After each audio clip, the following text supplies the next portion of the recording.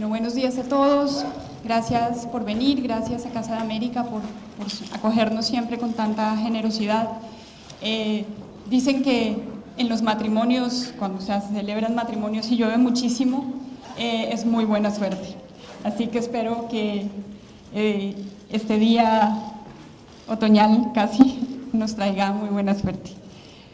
Mañana, jueves 12 de septiembre, prácticamente 3 años después de la publicación del Sueño del Celta y de que le fuera concedido el Premio Nobel de Literatura, Mario Vargas Llosa lanza una nueva novela que lleva por título El héroe discreto y que acogerán simultáneamente todas las librerías de nuestro idioma.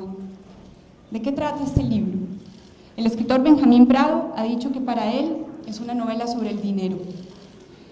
Para el crítico Fernando Rodríguez Lafuente, esta es una novela que cuenta la vida misma a la manera en que lo hacen las novelas ejemplares. Para el periodista y editor Juan Cruz, es una novela sobre las profundidades del alma de personas muy distintas, de bondades y maldades imprevisibles. Para Carlos Granés, ganador del Premio Isabel Polanco de ensayo y gran conocedor de la obra de Vargas Llosa, el gran tema de este libro es la paternidad. José Carlos Mayner habla de una apuesta a favor de la invención como principio activo y de la moralidad como resultado final, cosas que tienen algo o mucho que ver con el mundo cervantino. La anécdota es esta. El héroe discreto narra 2 historias paralelas, la de Felicito Yanaqué, dueño de una empresa de transportes en la pujante Piura, quien un día recibe un papelito anónimo que le conmina a pagar un tributo mensual a cambio de protección. La historia empieza cuando nuestro héroe se niega en redondo a pagar los cupos. La otra tiene como protagonista a Ismael Carrera, viudo, dueño de una poderosa empresa de firma de seguros, y como centro el matrimonio de este con Armida, su criada durante años, que supondrá un escándalo en la ciudad de Lima y encenderá el odio de sus 2 hijos.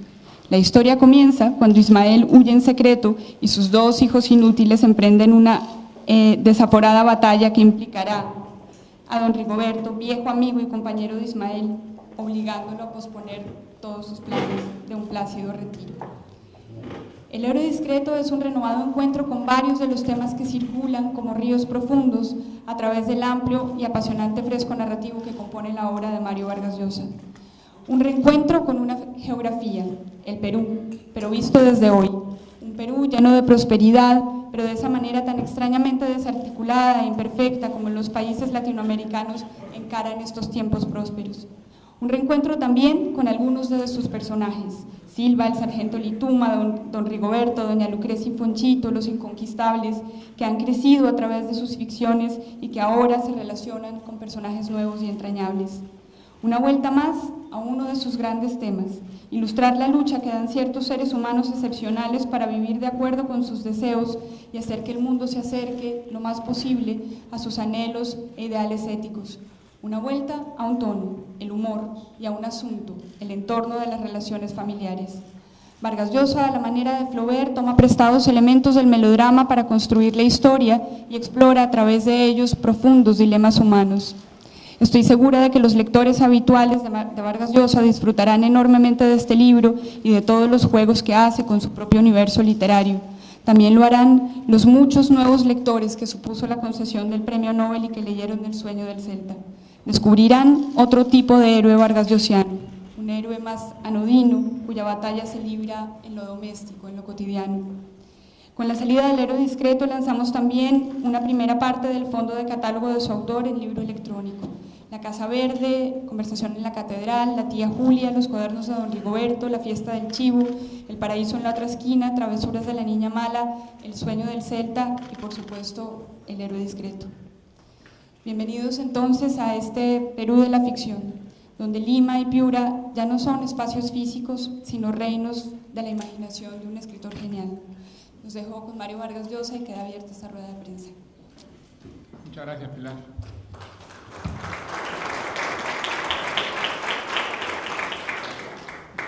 Bueno, antes de cederles la palabra a los periodistas para que tengamos el diálogo que está previsto, me ha pedido Pilar que haga una pequeña presentación del héroe discreto y que les cuente más o menos cómo se gestó esta novela. En realidad se gestó como se han gestado prácticamente todas las ficciones que he escrito, a partir de algunas experiencias personales. En mi caso, y creo que en el de una gran mayoría de escritores, la imaginación no trabaja en abstracto, sino a partir de ciertas imágenes que la memoria ha conservado, imágenes que proceden de experiencias vividas. Eso no quiere decir que todas las ficciones pues sean unas autobiografías disimuladas, sino que en muchos casos la imaginación, la fantasía necesita trabajar sobre recuerdos, es decir, sobre lo vivido para dispararse hacia lo imaginario, hacia la fantasía, que es el corazón de toda ficción. Creo que el punto de partida de esta novela fue algo que oí o leí, ya no recuerdo, que había ocurrido en una ciudad del norte del Perú, Trujillo, una de las que ha desarrollado más en estos últimos años. Allí, por lo visto, un empresario transportista de origen muy humilde había hecho pública su decisión de no pagar cupos a la mafia. Hizo saber que no aceptaría el chantaje de la mafia y que estaba dispuesto a correr todos los riesgos que ello implicaba. A mí la imagen de este personaje, un empresario humilde que seguramente pues, con enorme esfuerzo había ido construyendo esta empresa exitosa y que en nombre de ciertos principios estaba dispuesto a enfrentarse a algo tan peligroso como son las mafias, la violencia que ello implicaba, y que lo hacía sabiendo que sacrificaba muchas cosas y que probablemente nadie se lo iba a agradecer, que actuaba de este modo por un principio puramente moral, o religioso, o político, o cívico. Me impresionó mucho y me dio la idea de este personaje. Al mismo tiempo, en los últimos años el Perú, como otros países de América Latina, ha vivido un proceso de desarrollo bastante notable. Creo que si hay que fijar una frontera en el Perú sería el año 2000, el año en que cae la dictadura de Fujimori. Se inicia una vez más en su historia un proceso democrático, pero que a diferencia de otros ha continuado. Desde entonces ha habido hasta 3 cambios de gobierno mediante elecciones más o menos limpias. Y en estos años, por otra parte, ha habido en el país, igual que en otros países de América Latina, unos consensos muy amplios para, de una parte, mantener políticamente la democracia, las instituciones democráticas, y por otra parte, y eso sí realmente es una gran novedad en nuestra historia, una política económica de apertura, de estímulo a la inversión, de defensa de la empresa privada, que ha traído un gran beneficio económico al país. El país ha estado creciendo en estos años de una manera muy acelerada, ha sido en ese sentido uno de los países de punta en América Latina, y una de las consecuencias de este proceso ha sido el crecimiento de las clases medias, la aparición de empresarios de origen muy humilde, algunos muy exitosos, dueños incluso de compañías transnacionales.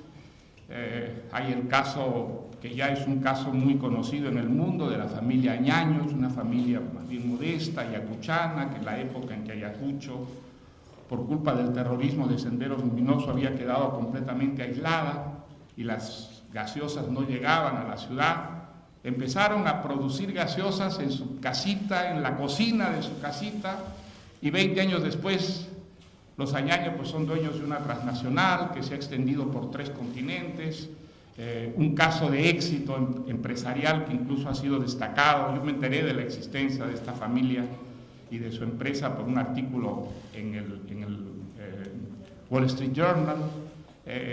Y el caso de esta familia no es único, hay otros casos de empresarios que gracias a la apertura han surgido, incluso de familias sumamente humildes, algo que ha cambiado muchísimo la faz de la sociedad peruana. A mí me impresionó mucho, por ejemplo, volver a Piura, una ciudad a la que estuvo ligada mi infancia, mi juventud, y no reconocer la Piura de mis recuerdos en la Piura de hoy día, una ciudad que había crecido enormemente, que se había llenado de edificios modernos, de avenidas, de hoteles, en la que había desaparecido el desierto. Mi recuerdo de Piura era una ciudad aislada, rodeada de enormes arenales, de médanos que cambiaban según el viento cada día. Y ahora encontrar una ciudad que no tiene arenales ya.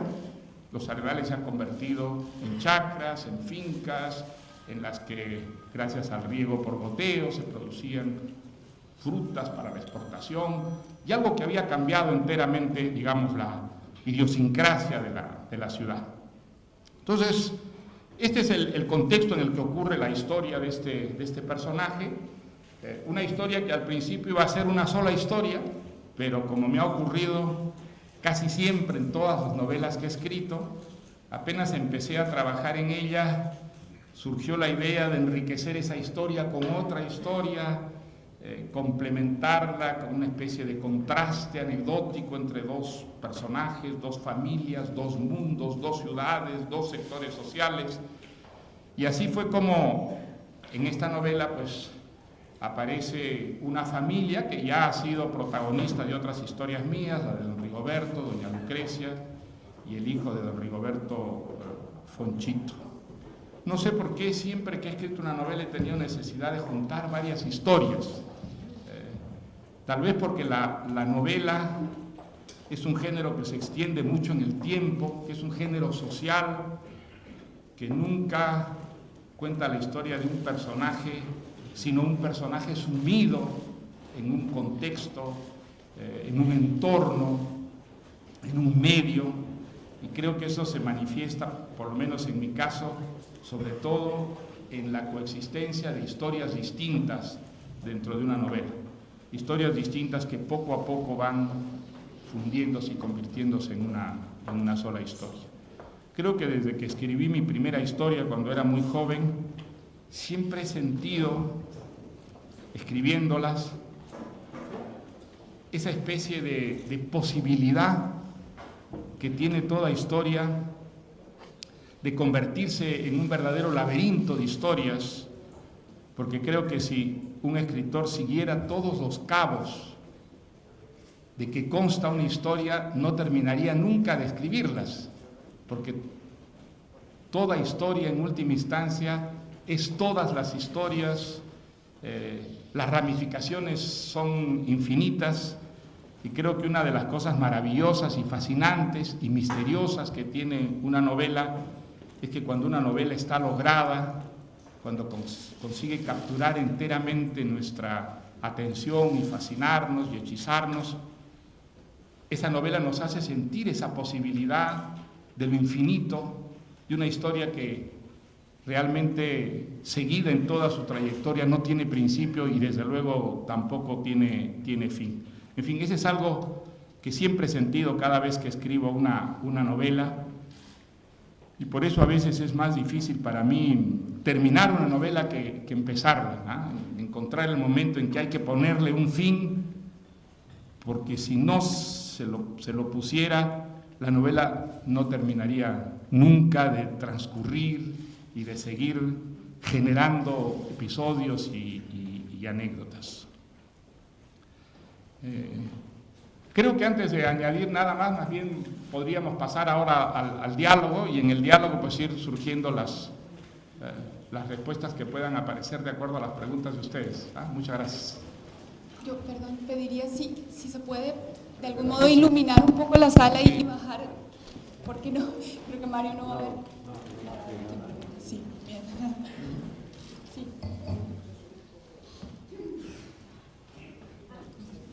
Sí, buenos días, señor Vargas Llosa, Yolanda Bacaro, ¿cómo está? Del diario El Comercio de Perú. Queríamos saber, por favor, en cuanto a la novela, un personaje, usted es Felicito Yanaque.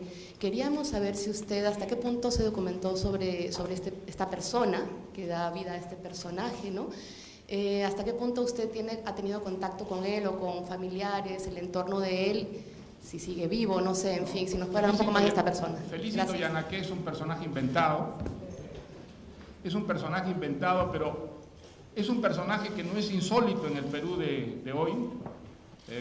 He citado el caso de los Añaños, pero podría citar muchos otros ejemplos de peruanos muy humildes, algunos tan humildes como Felicito Yanaque, hijo de un campesino chulucano, y que ha llegado a convertirse en un pequeño empresario gracias a una apertura que ha vivido el Perú, al igual que otros países latinoamericanos, que ha creado oportunidades que antes no existían y que permiten ahora que gente de origen muy humilde pueda abrirse un camino y crear empresas y ascender en la pirámide económica y social del país. Este es un fenómeno que vive el Perú, que vive Colombia, que ha vivido Chile, que vive Brasil, México, desde luego. No quiero decir de ninguna manera pues que esto haya resuelto el problema de las desigualdades económicas, de la pobreza, ni muchísimo menos, sino que hoy día ese problema es mucho menos grave de lo que era en América Latina cuando yo era joven o incluso hace 20 o 30 años. Es un fenómeno bastante nuevo y es un fenómeno que justifica en cierta forma una esperanza, ¿no? Da la impresión, es la impresión que he tenido yo regreso al Perú cada cierto número de meses para pasar allí una pequeña temporada, y en todos estos años mi impresión, que no era la impresión que me daba mi país en el pasado, es de que el país está bien enrumbado, aunque haya muchos problemas, aunque haya todavía enormes obstáculos, ¿no es cierto?, que vencer. El país parece bien orientado y en gran parte gracias a unos consensos que antes no existían. Consensos a favor del sistema democrático, consensos a favor de la apertura económica, consensos a favor de estimular la inversión privada, local y extranjera. Y todo eso pues ha ido teniendo unos resultados muy concretos en el campo económico, de desarrollo, de crecimiento del país, en un contexto latinoamericano donde, a pesar de que hay muchos problemas todavía, muchos países parecen orientados en esta misma dirección, ¿no? Quizá por eso es que América Latina ha vivido mucho menos la crisis que han vivido Estados Unidos y que está viviendo todavía buena parte de Europa. Allí no digo que no se haya sentido, pero se ha sentido de una manera muchísimo más tenue que en el resto del mundo, ¿no? Sí. Muchas gracias por estar aquí, don Mario Vargas Llosa. Soy Patricia Alvarado, del Grupo Radio Centro de México. Estoy aquí, me voy a acercar un poco más. Y enhorabuena por esta maravillosa y nueva novela. Bueno, uno de los temas que toca es la resistencia del individuo al poder. Me gustaría su opinión, y al hilo de lo que estaba comentando, ¿no? Las mejoras que hay en América Latina, que son evidentes, países emergentes. Pero ¿qué opina usted de este plante de la ciudadanía para pedir una mejor democracia? Estamos viendo a la gente saliendo en Brasil, en México, bueno, y en otros países, en Colombia. ¿Qué opina usted sobre esta contestación ciudadana al poder? Gracias. Mire, uno de los temas de la novela es justamente las consecuencias negativas que también tiene el desarrollo. El desarrollo económico, casi en todos los casos, significa un crecimiento de la delincuencia urbana, la presencia de mafias urbanas que aprovechan el crecimiento económico para construir empresas delictuosas, que hacen chantajes, que ofrecen protección a cambio de cupos, es decir, que crean un orden paralelo al orden existente, todo lo cual es fuente y consecuencia de la corrupción, que es el gran problema que enfrenta hoy en día América Latina. No solo América Latina, desde luego, pero si hay algo que conspira contra el fortalecimiento de las instituciones en los países que están en un proceso de democratización, si hay algo que amenaza muchísimo el desarrollo económico, es la corrupción. Es algo que socava, es un cáncer que destruye solapadamente las instituciones, que sobre todo propaga el cinismo, la actitud despectiva frente a la legalidad, la idea profundamente destructiva de que todo el mundo es corrupto, y si todo el mundo es corrupto, ¿por qué no soy corrupto yo también? Estos son problemas que viven desde luego hoy día todas las sociedades modernas, pero en países que están, digamos, luchando por alcanzar la modernidad, son problemas neurálgicos que si no se resuelven pueden destruir ese proceso de modernización y crecimiento. Ese es el problema que vive Felicito Yanaqué, es el problema que viven los otros principales protagonistas de la novela, y yo creo que ese fenómeno pues es un fenómeno paralelo al que viven muchísimos otros países latinoamericanos. Creo que el tema de la corrupción en América Latina está muy ligado al tema del narcotráfico. El narcotráfico es una industria enormemente poderosa desde el punto de vista económico.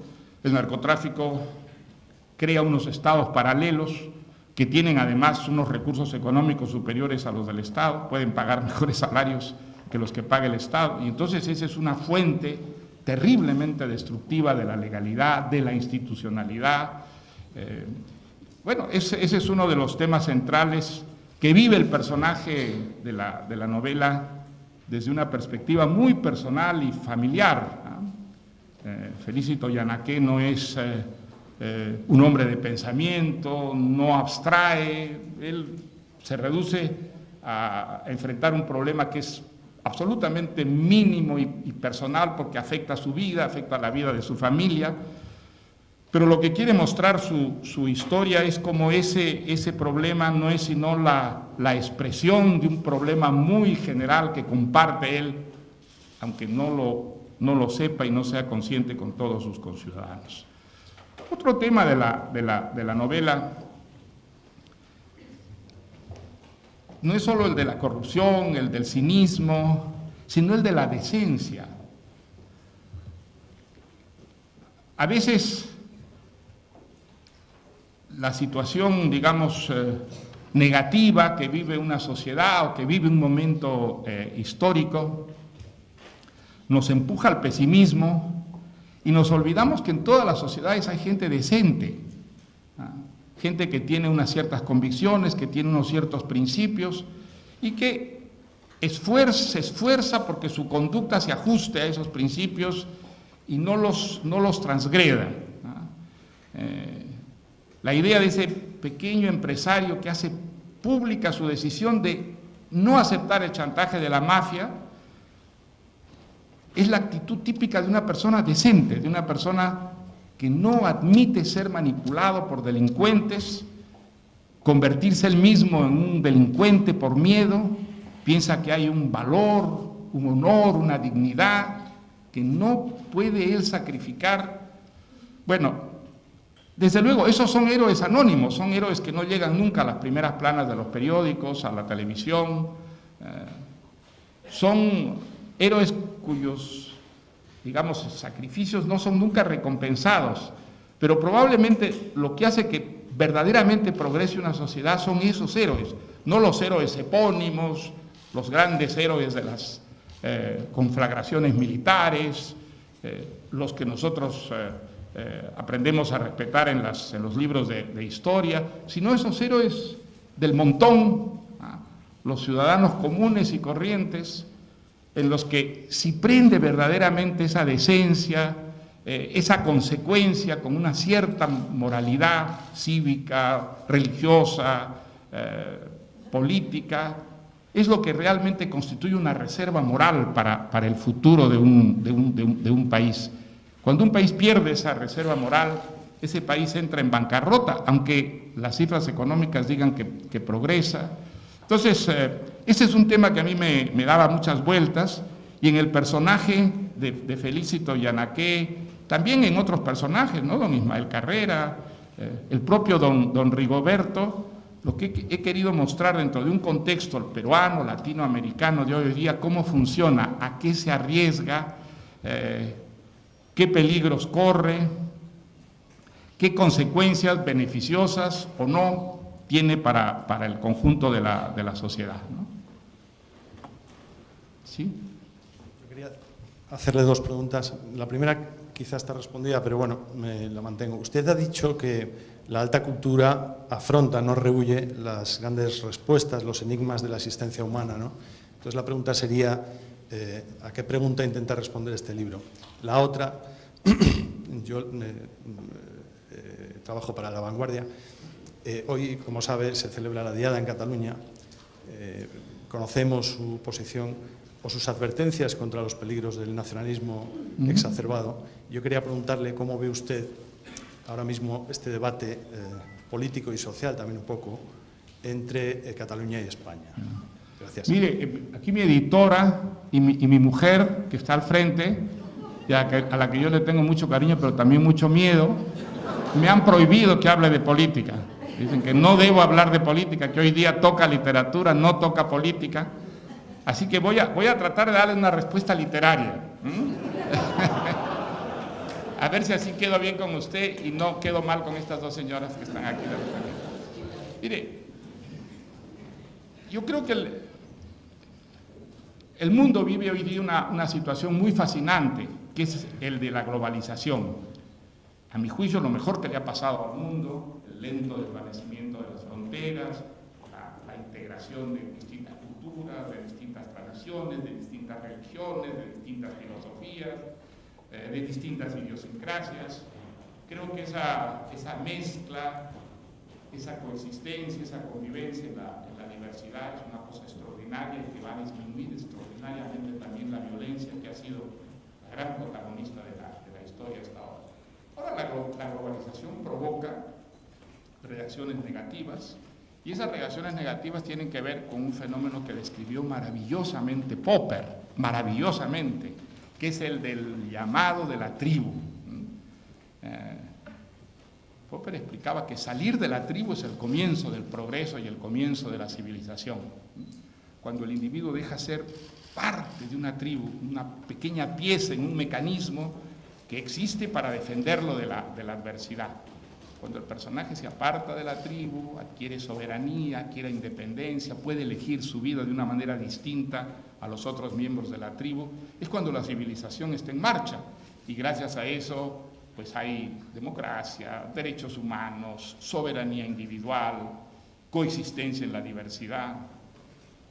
Ahora, Popper dice, el llamado de la tribu nunca desaparece, siempre está ahí en el fondo de nuestra conciencia, de nuestra subconsciencia. Y en ciertas circunstancias o situaciones difíciles, traumáticas, el llamado de la tribu es muy fuerte. El llamado de la tribu es volver otra vez a formar parte de una comunidad en la que la enorme responsabilidad de ser un ser soberano desaparece. Ya no tener que tomar nosotros decisiones por nosotros mismos, sino que las tome por nosotros la tribu, esa colectividad. El nacionalismo es eso. El nacionalismo es ese regreso a la tribu, es esa abdicación de la responsabilidad, de la obligación de tener que elegir uno su propia vida, decidir en función de uno mismo, de sus propias convicciones, de sus vocaciones, de su sensibilidad, lo que es su conducta, lo que son sus actos. Entonces, por eso yo he combatido siempre el nacionalismo, porque además como sudamericano, como peruano, he visto los estragos atroces que causa el nacionalismo a los pueblos. Deberíamos saberlo, ¿no? Las guerras mundiales, los millones de muertos, son un producto del nacionalismo. El nacionalismo estuvo detrás de esas matanzas espantosas, y lo que es terrible, que en un mundo hoy día civilizado, con oportunidades que no han nunca en el pasado, todavía, y a veces en enclaves tan avanzados, de tanto progreso, el nacionalismo vuelve a sacar la cabeza y a imponerse y a cegar y a obnubilar a comunidades enteras. Ocurrió en el caso de Alemania, ocurrió que era uno de los países más civilizados del mundo, ha ocurrido en Japón, en buena parte de la historia de Japón, otro de los países más civilizados del mundo.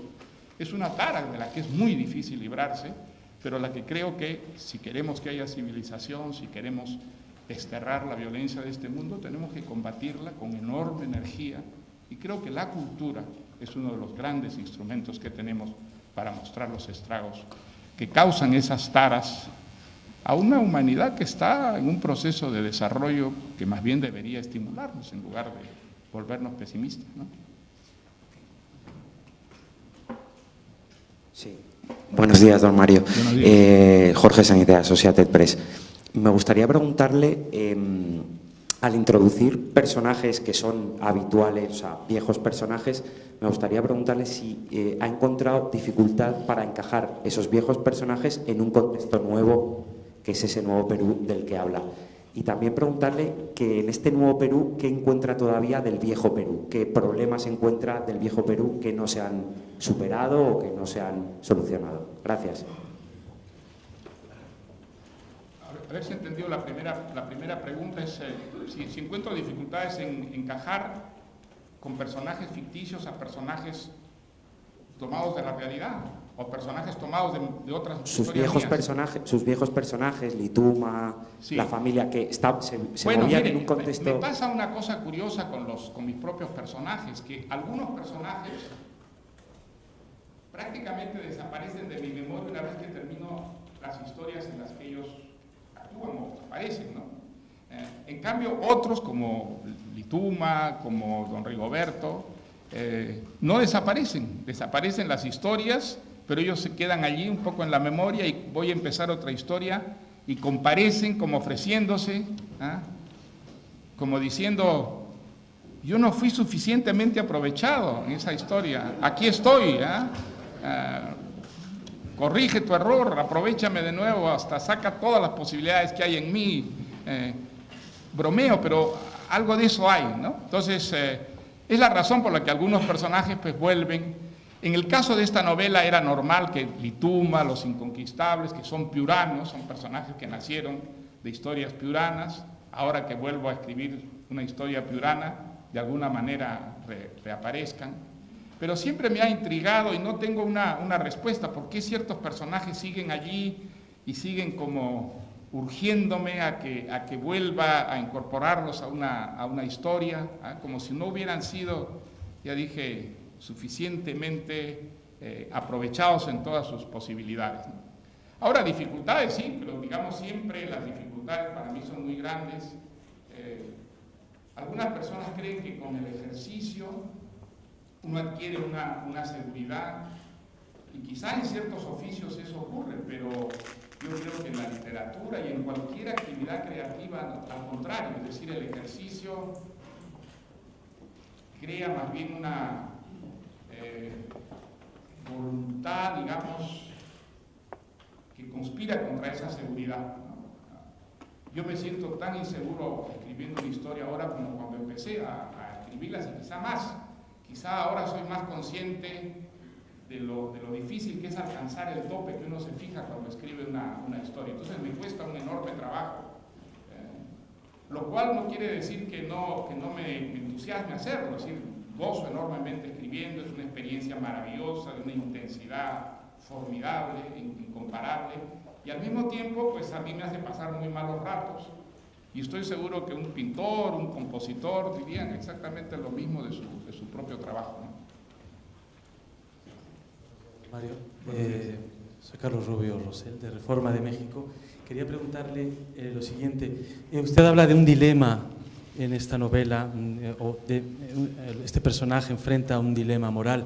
A mí me gustaría que comentara el tema del dilema que enfrenta también a los políticos a ser decentes, es decir, ahí se contrapone ese dilema, yo creo, el dilema de un empresario, de un hombre común que pondera y pone por encima de muchas cosas la decencia, y por el otro yo veo, ha hablado de un progreso en América Latina, pero ese progreso es aparente, es decir, algo falta en ese progreso para que las verdaderas capas sociales, la mayoría de las capas sociales, se vean beneficiados de ello.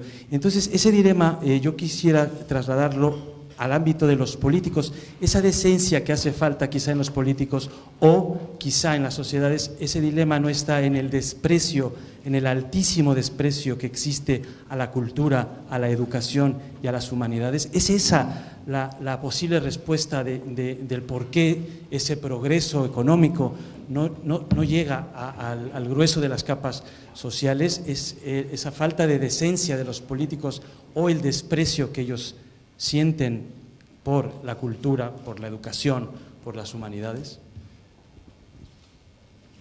Mire, yo soy muy consciente de que en la clase política hay mucha corrupción, mucha mediocridad, mucha ineptitud, pero la clase política no es solamente eso. Creo que es una actitud muy peligrosa la de condenar en bloque a la clase política de todos los países, como si todos los políticos fueran corruptos, como si todos fueran ineptos. Eso no es verdad, esa es una actitud muy peligrosa. Las sociedades tienen las clases políticas que merecen. Hay sociedades en las que las mejores figuras, las más inteligentes, las más brillantes, las más decentes, rehuyen la política, porque la política les inspira o repugnancia o miedo. Saben que ser político es recibir un baño de mugre inevitablemente y entonces pues no quieren, no es verdad, y se apartan de la política. Y las razones por las que muchas veces las clases políticas son muy mediocres es precisamente por eso, porque las mejores personas no quieren hacer política. La política tiene muy mala imagen hoy en día y creo que si nosotros queremos tener políticas brillantes, decentes, creativas, necesitamos incitar a las gentes más brillantes, más decentes y más creativas a hacer política. Y no es la mejor manera presentar a la política como la inmundicia, ¿no es cierto?, encarnada. Creo que eso es extremadamente peligroso, ¿no? Yo creo que entre los políticos hay gente muy decente, hay gente muy valerosa, muy correcta. Ahora, con motivo de un librito de Semprún muy bonito que acaban de publicar en Francia, en el que él dedica un capítulo a George Orwell, con grandes elogios. Releí un ensayo de Orwell que yo había leído hacía muchísimos años y que me había impresionado. Ese ensayo que elogia Semprún se llama El león y el unicornio, y es un ensayo maravilloso realmente, porque él comienza diciendo eso, diciendo: Inglaterra es un país de buena gente, con los tipos equivocados en el control. Bueno, yo creo que todos los países son países de buena gente, gente modesta, que trabaja mucho para salir adelante, para sacar a las familias, para darles a los hijos un futuro, y eso está en todas las sociedades, no importa las tradiciones, las religiones, los sistemas, y lo que ocurre muchas veces es que esa buena gente no llega, digamos, a dirigir el país, a los lugares de mando, pero potencialmente eso está allí, ¿no es verdad? Y la prueba es que muchas sociedades han pasado del horror al progreso, a la modernidad, a la decencia, a la legalidad, a la libertad, y eso ha sido posible porque esas buenas gentes de alguna manera han tomado el protagonismo, ¿no? Pues es un poco el tema de esta novela, ¿no? En el Perú hay muchas cosas que andan mal, hay muchas cosas que arrastramos desde muy atrás, enormes diferencias sociales, diferencias económicas, diferencias culturales, y el pertenecer a cada una de esas comunidades crea unas limitaciones o crea unos privilegios, unas prerrogativas, y todo eso no está resuelto de ninguna manera.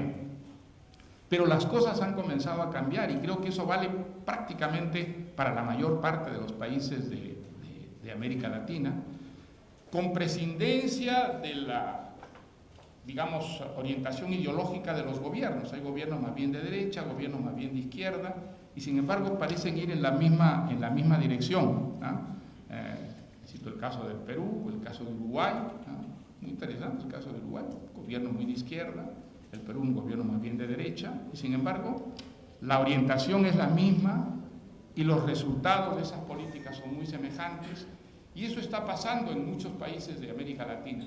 Los problemas son enormes todavía, desde luego, gigantescos, pero por lo menos hoy en día hay una orientación que justifica la esperanza, el optimismo para una enorme cantidad de gente de esos propios países. Y esa es una enorme diferencia con el Perú de mi juventud. El Perú de mi juventud no tenía la sensación de que el futuro estaba bloqueado completamente, que no había salida. Eso es lo que daba a los ideales revolucionarios, a las digamos, soluciones traumáticas, su prestigio en ese momento. Con todo lo que ha pasado, con toda la sangre que ha corrido, los muertos que han habido, creo que una cierta sensatez ha ido echando raíces en sociedades como la peruana. Entonces, pues hay un enorme sector del país que se ha resignado en algunos casos y en otros optado con entusiasmo por la democracia, por los consensos, por ese progreso, digamos, negociado entre los distintos sectores sociales, por el convencimiento de que al final ese es el camino adecuado. Y para eso es fundamental que haya ciudadanos como Felicito Yanaque, que haya héroes discretos, muchos héroes discretos en una sociedad, ¿no? Brecht me parece que en un poema dice: "Ay del país que necesite héroes", ¿no? Sí, seguramente mejor que no haya esos héroes epónimos, ¿no? Pero los héroes cotidianos, los héroes anónimos, sencillos, comunes y corrientes, los que representan verdaderamente la reserva moral de un país, es indispensable que hayan para que un país siga adelante y sobre todo para que conjure sus demonios, ¿no? Los demonios que pueden destruirlo. Entonces, yo creo que ese es el tema de la novela, ¿no? Por lo menos el personaje que es el protagonista de la historia es lo que representa, es el que está detrás de ese optimismo medido, mesurado que tengo hoy día respecto al futuro del Perú y que en el pasado no tenía, ¿no?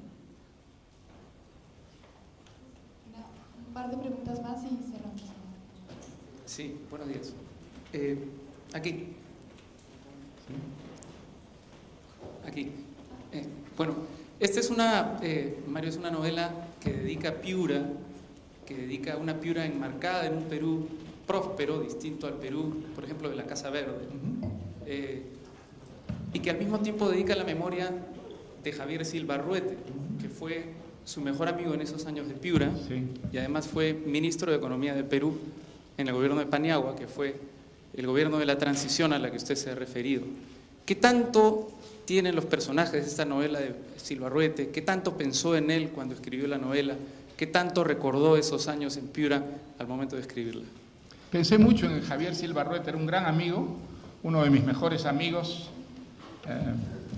Siempre recuerdo la primera vez que yo lo vi en Piura, el año 1946, cuando fui por primera vez a Piura. Había una manifestación del APRA, del Partido Aprista, en la Plaza de Armas. Mi abuelito era prefecto de Piura y mi abuelito pues era muy atacado por los apristas, porque además era pariente de Bustamante Rivero, que era el presidente del Perú en esa época, y los apristas atacaban con mucha furia a Bustamante Rivero y atacaban por lo tanto a mi abuelo, que era el prefecto de Piura. Pero yo fui a espiar esa manifestación y había ahí un gordito con pantalón corto y unas piernas así rollizas y un cartel que era más grande que él, que decía: "Maestro, la juventud te aclama", y era una pancarta a favor de Haya de la Torre. Ahí lo conocí a Javier Silva Arruete y fue uno de mis grandes amigos. Era un hombre muy generoso, representaba las características mejores del piurano: alegre, extrovertido, muy expansivo. Era tan impresionante Javier que cuando tenía 11 años se gastaba sus propinas yendo a comer a la calle. Era de un apetito absolutamente voraz, un hedonista, diríamos. Me acuerdo, iba a su casa, yo estaba terminando de almorzar, recogía su propina y me decía: "Vamos, te invito al Reina". Y ahí pedí un piqueo con el que remataba su almuerzo. Creo que todas las etapas de mi vida de alguna manera han tenido una inserción de Javier Silva. Seguramente alguno de los personajes piuranos está un poco modelado en el carácter de Javier. Era un personaje enormemente... La amistad para él era algo fundamental. Cultivaba la amistad con una verdadera pasión, era una vocación suya. Entonces era un hombre muy querido, con muchísimos amigos y de una lealtad extraordinaria. Me dio mucha pena su muerte. Y entonces yo creo que he escrito parte de esa novela pensando mucho en Javier, recordando las experiencias que vivimos juntos en Piura, también en Lima. Así que tu pregunta toca un centro muy sensible, ¿no? Yo creo, como dije al principio, yo creo que uno no inventa a partir de la nada, que uno inventa siempre a partir de ciertos afectos o de ciertas imágenes, de cierta materia que la memoria ha conservado de lo vivido, ¿no?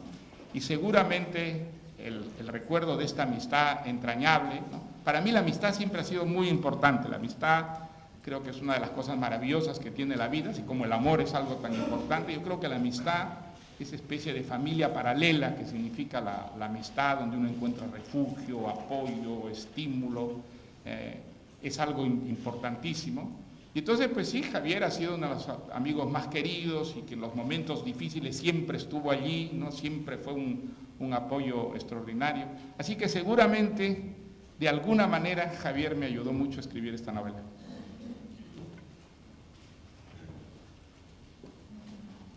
Señor Vargas Llosa, buenos días. Gran parte de mis lectores son gente de edad y querría saber cómo afronta usted el paso de los años y cómo ve la vejez. Bueno, con cierta preocupación, desde luego. Mire, lo importante, yo creo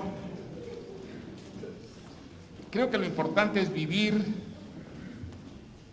como si uno fuera inmortal, ¿ah? Como si la muerte no existiera, organizar su vida como si uno fuera a vivir siempre, es decir, no perder el entusiasmo, no perder las ilusiones, no perder esa capacidad de proyectarnos, ¿no?, en algunos anhelos, en algunos ideales, aunque secretamente sepamos que no los vamos a llegar a realizar, ¿no es verdad? Pero yo creo que eso lo ayuda a uno muchísimo a vivir. Para mí escribir significa eso sobre todo, ¿no? De alguna manera abolir ese aspecto tan negativo de la temporalidad, y embarcarme en una historia, en un proyecto literario, me hace vivir muy intensamente y sobre todo anula completamente la preocupación por lo que puede ser la extinción, el final, ¿no? Entonces, siempre no, pero desde hace algunos años repito mucho eso de que me gustaría mucho morirme escribiendo, ¿no? Me gustaría estar con la pluma en la mano, creo que sería realmente lo ideal, embarcado en un proyecto literario y de pronto pues viene un accidente y uno desaparece, pero ahí queda el trabajo. O sea, mi idea es que hay que vivir hasta el final, no morirse en vida. El espectáculo más triste para mí en la vida es que una persona se apague en vida y se muere en vida, es decir, que deje de tener ideales, que deje de tener ilusiones, que deje de sentir que la vida es esa cosa maravillosa que es, ¿no es verdad? Y la vida es esa cosa maravillosa que es porque existe la muerte, si no, qué aburrida sería la vida. Si todos estuviéramos condenados a vivir todas las experiencias por la eternidad, la vida sería aburridísima, horrible, ¿no? La vida tiene esa intensidad maravillosa porque en algún momento se nos acaba y lo ideal sería pues vivir la vida hasta el final. Yo creo que la vocación de la literatura, la vocación creativa, a menos que uno se vuelva idiota en el camino, pero si no le permite vivir hasta el final, ¿no es verdad? Lúcido, ilusionado, o sea, vivir joven, aunque sea ya muy viejo, ¿no? Déjeme decirle una cosa muy bonita. Hace 2 o 3 años encontré en una librería en París un pequeño discurso que había pronunciado Claude Lévi-Strauss en el banquete que le dieron cuando cumplió 100 años. Y ese discurso, cuando yo siento alguna depresión, lo releo. Porque es un discurso maravilloso, es un discurso que a los 100 años Lévi-Strauss habla con una coherencia, con una lucidez, con una memoria, recuerda su juventud, cómo entró a la Sorbona a seguir literatura, porque la antropología no existía todavía como una disciplina autónoma, cómo fue derivando hacia la antropología. Y todo su discurso es un canto a la vida, a su vocación, a su trabajo, a las inmensas satisfacciones que le ha dado y le sigue dando todavía. Y es un hombre que tiene 100 años, ¿no? hombre, creo que si todos llegáramos como Levi Strauss hasta el final, qué maravilla y qué bien aprovechada habría sido nuestra vida, ¿no? En el perfil que Leila Guerriero publicó en Babelia este fin de semana, cita una frase que Mario dijo en el Paris Review, que a mí me parece maravillosa porque lo define muy bien. La voy a citar un poco interpretada, pero dice algo como: me niego a pensar que mis mejores años han pasado, incluso contra cualquier evidencia que la realidad me dé. Y yo creo que todos nosotros podríamos sacar el mismo cartel que Javier Silva Ruete diciendo: maestro, la juventud te aclama, porque estoy segura que la juventud le pertenece a Mario Vargas Llosa. Muchas gracias por estar aquí, espero que tengan muy buena suerte este libro. Chihuahua.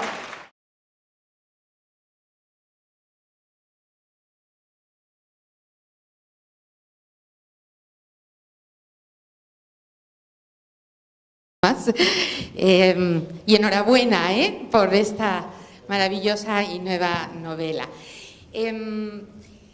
Bueno, uno de los temas que toca es la resistencia del individuo al poder. Me gustaría su opinión, y al hilo de lo que estaba comentando, ¿no? Las mejoras que hay en América Latina, que son evidentes, países emergentes. Pero ¿qué opina usted de este plante de la ciudadanía para pedir una mejor democracia? Estamos viendo a la gente saliendo en Brasil, en México, bueno, y en otros países, en Colombia. ¿Qué opina usted sobre esta contestación ciudadana al poder? Gracias. Mire, uno de los temas de la novela es justamente las consecuencias negativas que también tiene el desarrollo. El desarrollo económico,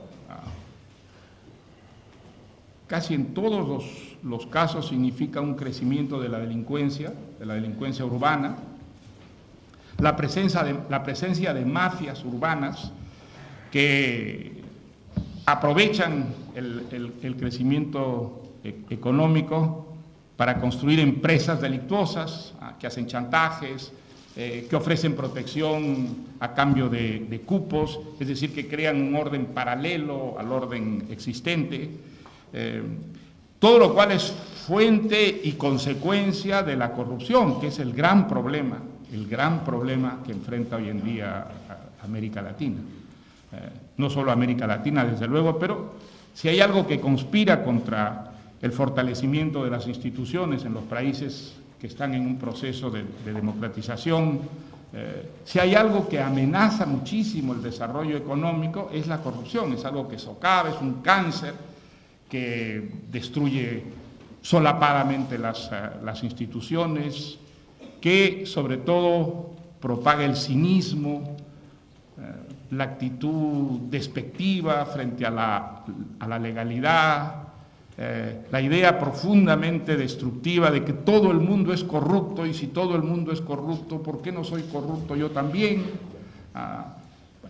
Estos son problemas que viven desde luego hoy día todas las sociedades modernas, pero en países que están, digamos, luchando por alcanzar la modernidad, son problemas neurálgicos que, si no se resuelven, pueden destruir ese proceso de modernización y crecimiento. Ese es el problema que vive Felicito Yanaqué, es el problema que viven los otros principales protagonistas de la novela, y yo creo que ese fenómeno pues es un fenómeno paralelo al que viven muchísimos otros países latinoamericanos.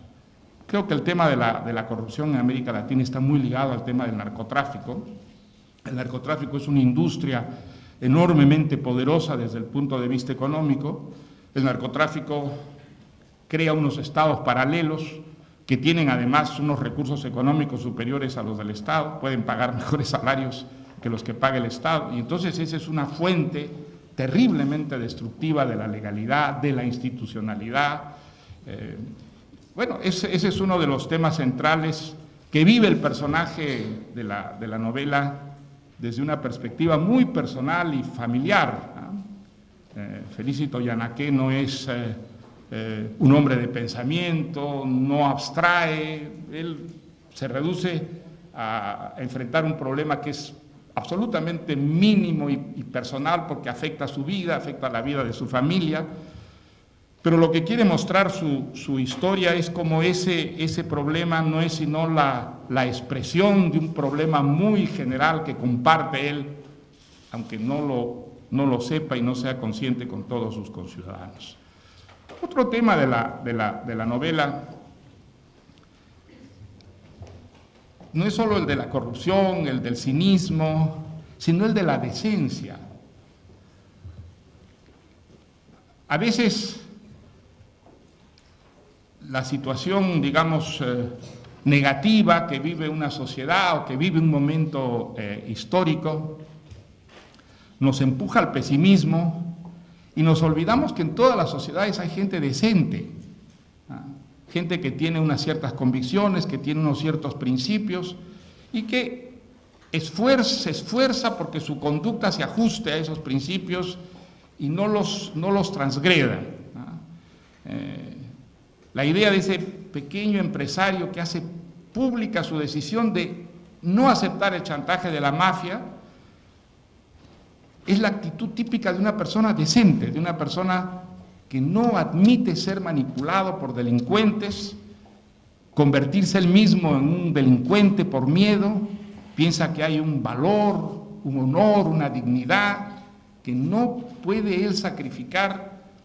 Bueno, desde luego, esos son héroes anónimos, son héroes que no llegan nunca a las primeras planas de los periódicos, a la televisión, son héroes cuyos, digamos, sacrificios no son nunca recompensados, pero probablemente lo que hace que verdaderamente progrese una sociedad son esos héroes, no los héroes epónimos, los grandes héroes de las conflagraciones militares, los que nosotros aprendemos a respetar en los libros de historia, sino esos héroes del montón, los ciudadanos comunes y corrientes, en los que si prende verdaderamente esa decencia, esa consecuencia con una cierta moralidad cívica, religiosa, política, es lo que realmente constituye una reserva moral para el futuro de un país. Cuando un país pierde esa reserva moral, ese país entra en bancarrota, aunque las cifras económicas digan que progresa.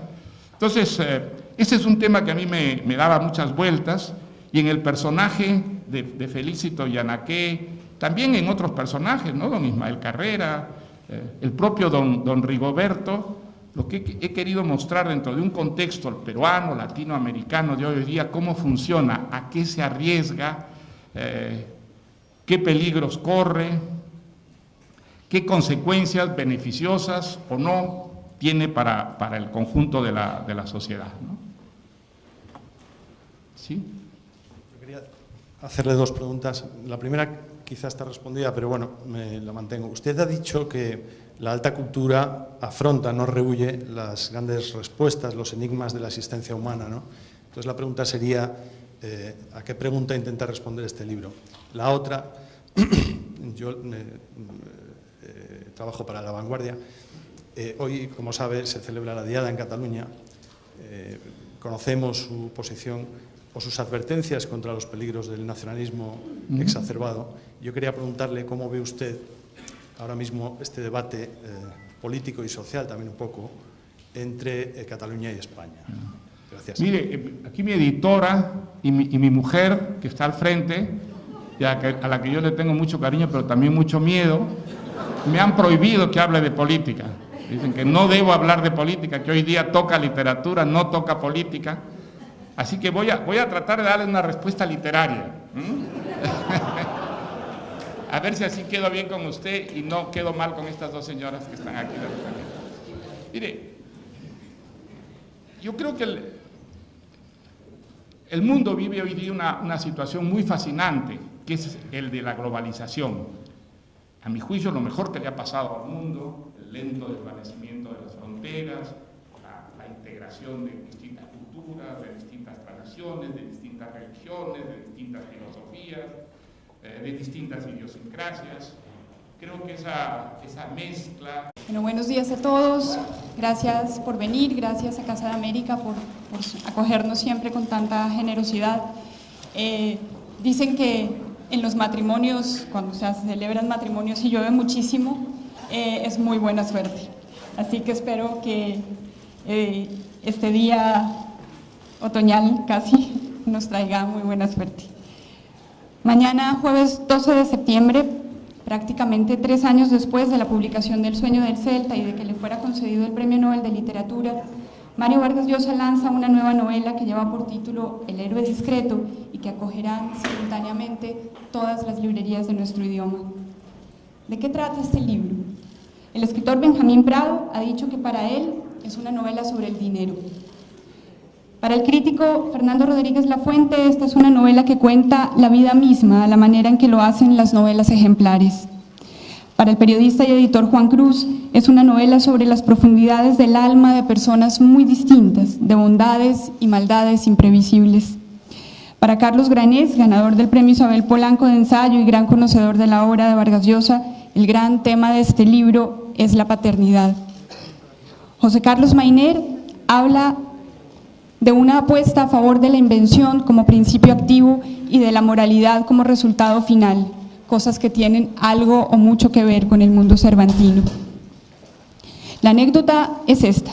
El héroe discreto narra 2 historias paralelas, la de Felicito Yanaqué, dueño de una empresa de transportes en la pujante Piura, quien un día recibe un papelito anónimo que le conmina a pagar un tributo mensual a cambio de protección. La historia empieza cuando nuestro héroe se niega en redondo a pagar los cupos.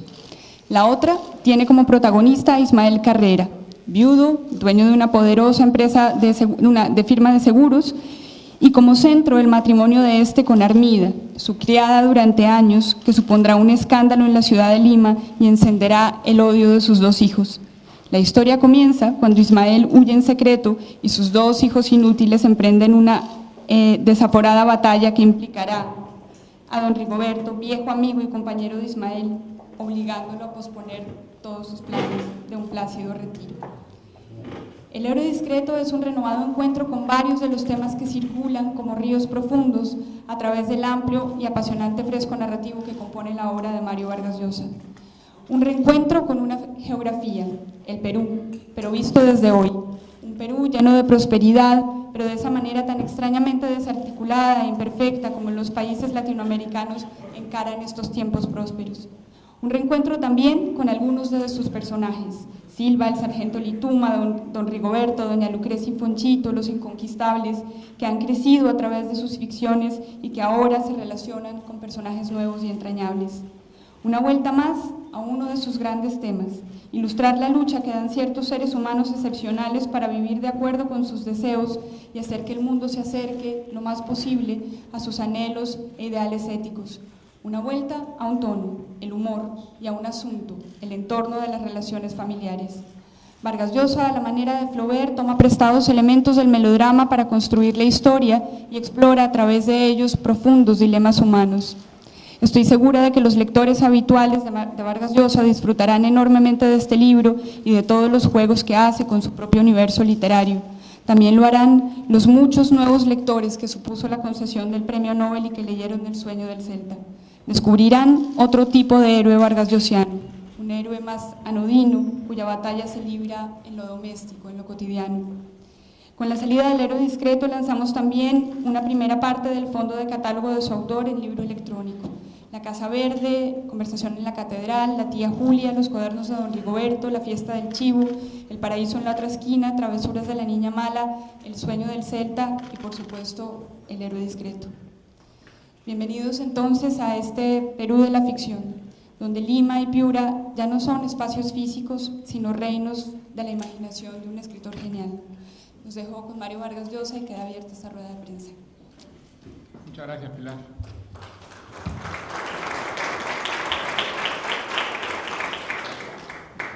Bueno, antes de cederles la palabra a los periodistas para que tengamos el diálogo que está previsto, me ha pedido Pilar que haga una pequeña presentación del héroe discreto y que les cuente más o menos cómo se gestó esta novela.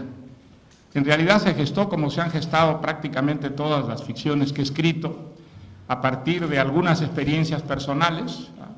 En mi caso, y creo que en el de una gran mayoría de escritores, la imaginación no trabaja en abstracto, sino a partir de ciertas imágenes que la memoria ha conservado, imágenes que proceden de experiencias vividas. Eso no quiere decir que todas las ficciones pues sean unas autobiografías disimuladas, sino que en muchos casos la imaginación, la fantasía necesita trabajar sobre recuerdos, es decir, sobre lo vivido para dispararse hacia lo imaginario, hacia la fantasía, que es el corazón de toda ficción. Creo que el punto de partida de esta novela fue algo que oí o leí, ya no recuerdo, que había ocurrido en una ciudad del norte del Perú, Trujillo, una de las que ha desarrollado más en estos últimos años. Allí, por lo visto, un empresario transportista de origen muy humilde había hecho pública su decisión de no pagar cupos a la mafia. Hizo saber que no aceptaría el chantaje de la mafia y que estaba dispuesto a correr todos los riesgos que ello implicaba. A mí la imagen de este personaje, un empresario humilde que seguramente pues, con enorme esfuerzo había ido construyendo esta empresa exitosa y que en nombre de ciertos principios estaba dispuesto a enfrentarse a algo tan peligroso como son las mafias, la violencia que ello implicaba, y que lo hacía sabiendo que sacrificaba muchas cosas y que probablemente nadie se lo iba a agradecer, que actuaba de este modo por un principio puramente moral, o religioso, o político, o cívico. Me impresionó mucho y me dio la idea de este personaje. Al mismo tiempo, en los últimos años el Perú, como otros países de América Latina, ha vivido un proceso de desarrollo bastante notable. Creo que si hay que fijar una frontera en el Perú sería el año 2000, el año en que cae la dictadura de Fujimori. Se inicia una vez más en su historia un proceso democrático, pero que a diferencia de otros ha continuado. Desde entonces ha habido hasta 3 cambios de gobierno mediante elecciones más o menos limpias. Y en estos años, por otra parte, ha habido en el país, igual que en otros países de América Latina, unos consensos muy amplios para, de una parte, mantener políticamente la democracia, las instituciones democráticas, y por otra parte, y eso sí realmente es una gran novedad en nuestra historia, una política económica de apertura, de estímulo a la inversión, de defensa de la empresa privada, que ha traído un gran beneficio económico al país. El país ha estado creciendo en estos años de una manera muy acelerada, ha sido en ese sentido uno de los países de punta en América Latina, y una de las consecuencias de este proceso ha sido el crecimiento de las clases medias, la aparición de empresarios de origen muy humilde, algunos muy exitosos, dueños incluso de compañías transnacionales. Hay el caso, que ya es un caso muy conocido en el mundo, de la familia Añaños, una familia más bien modesta, ayacuchana, que en la época en que Ayacucho, por culpa del terrorismo de Sendero Luminoso, había quedado completamente aislada y las gaseosas no llegaban a la ciudad, empezaron a producir gaseosas en su casita, en la cocina de su casita, y 20 años después los Añaños pues, son dueños de una transnacional que se ha extendido por 3 continentes, un caso de éxito empresarial que incluso ha sido destacado. Yo me enteré de la existencia de esta familia y de su empresa por un artículo en el Wall Street Journal. Y el caso de esta familia no es único, hay otros casos de empresarios que gracias a la apertura han surgido, incluso de familias sumamente humildes, algo que ha cambiado muchísimo la faz de la sociedad peruana. A mí me impresionó mucho, por ejemplo, volver a Piura, una ciudad a la que estuvo ligada mi infancia, mi juventud, y no reconocer la Piura de mis recuerdos en la Piura de hoy día, una ciudad que había crecido enormemente, que se había llenado de edificios modernos, de avenidas, de hoteles, en la que había desaparecido el desierto. Mi recuerdo de Piura es una ciudad aislada, rodeada de enormes arenales, de médanos que cambiaban según el viento cada día. Y ahora encontrar una ciudad que no tiene arenales ya. Los arenales se han convertido en chacras, en fincas, en las que, gracias al riego por goteo, se producían frutas para la exportación, y algo que había cambiado enteramente, digamos, la idiosincrasia de la ciudad. Entonces, este es el contexto en el que ocurre la historia de este personaje, una historia que al principio iba a ser una sola historia, pero como me ha ocurrido casi siempre en todas las novelas que he escrito, apenas empecé a trabajar en ella, surgió la idea de enriquecer esa historia con otra historia, complementarla con una especie de contraste anecdótico entre dos personajes, dos familias, dos mundos, dos ciudades, dos sectores sociales.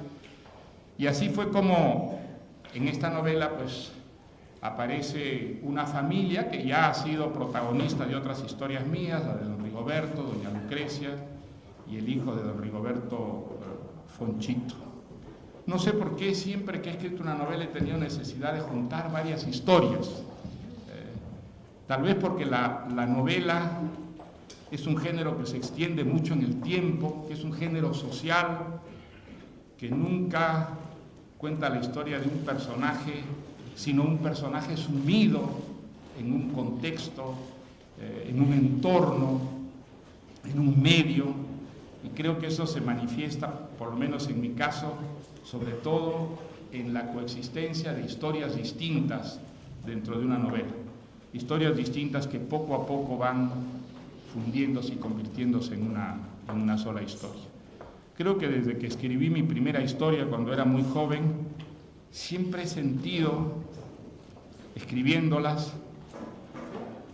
esa especie de posibilidad que tiene toda historia de convertirse en un verdadero laberinto de historias, porque creo que si un escritor siguiera todos los cabos de que consta una historia, no terminaría nunca de escribirlas, porque toda historia en última instancia es todas las historias, las ramificaciones son infinitas, y creo que una de las cosas maravillosas y fascinantes y misteriosas que tiene una novela es que cuando una novela está lograda, cuando consigue capturar enteramente nuestra atención y fascinarnos y hechizarnos, esa novela nos hace sentir esa posibilidad de lo infinito, de una historia que realmente seguida en toda su trayectoria no tiene principio y desde luego tampoco tiene fin. En fin, ese es algo que siempre he sentido cada vez que escribo una novela, y por eso a veces es más difícil para mí terminar una novela que empezarla, ¿no? Encontrar el momento en que hay que ponerle un fin, porque si no se lo pusiera, la novela no terminaría nunca de transcurrir y de seguir generando episodios y anécdotas. Creo que antes de añadir nada más bien podríamos pasar ahora al diálogo, y en el diálogo pues ir surgiendo las respuestas que puedan aparecer de acuerdo a las preguntas de ustedes. Muchas gracias. Yo, perdón, pediría si se puede de algún modo iluminar un poco la sala y bajar, porque no, creo que Mario no va a ver. Sí, bien. Sí.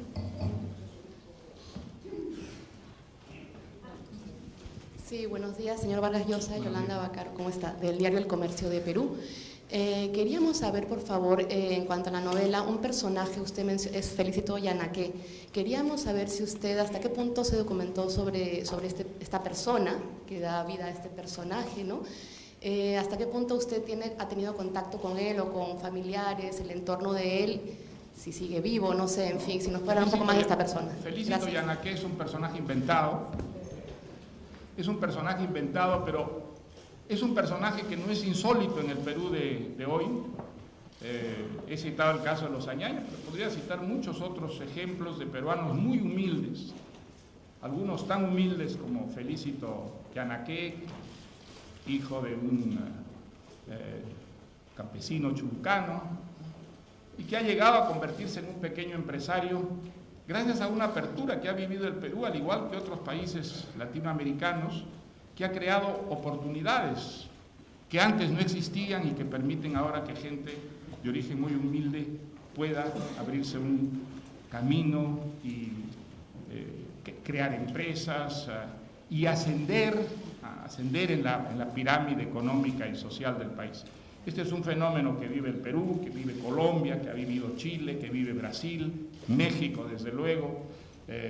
No quiero decir de ninguna manera pues que esto haya resuelto el problema de las desigualdades económicas, de la pobreza, ni muchísimo menos, sino que hoy día ese problema es mucho menos grave de lo que era en América Latina cuando yo era joven o incluso hace 20 o 30 años.